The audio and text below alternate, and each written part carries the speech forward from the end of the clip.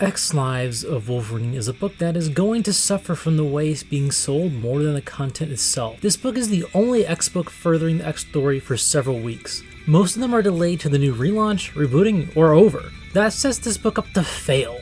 It's trying to do what House of X and Powers of X did in its weekly release 2 years ago at this point.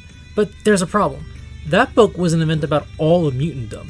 This is a Wolverine and X-Force book, billed as an event. Wolverine and X-Force cannot carry an event or the entire line while the other X-books are on hold, and then still feel worth the wait. Marvel knew what it was doing by making X Lives of Wolverine and next week's sister book X Deaths of Wolverine a release like House of X and Powers of X. It built hype, but also expectations it can't meet. The premise of exploring alternate timelines isn't inherently bad. It's an awesome idea, but it's through a character who's so predictable at this point. No X-Man has as many stories as Wolverine.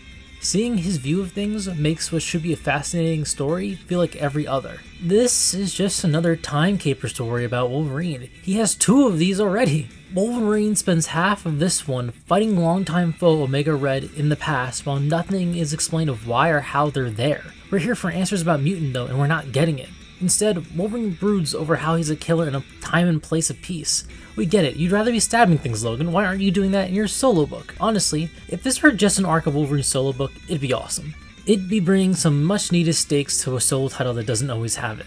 But when you place so much importance on a Wolverine solo, we ignore the beautiful art, Wolverine's perfect characterization, and a cool premise meant for another character. As I read this book, all I could think is, shouldn't this be the X Lives of Moira X? No, instead it had to be the X Lives of Wolverine. Wolverine's kind of like the Batman of Marvel at this point. This is only the first issue of over 10 as far as I know. It has a very skilled creative team behind it who can tell a good story. It may end up being great. It's not bad by any means right now, but even if it is great, unless it branches past Wolverine, it'll just be another great Wolverine story. This is going to sound incredibly spoiled, and I'm not going to hide that, but we already have a lot of great Wolverine stories. It would have been really nice to read about someone else in an X-Men event.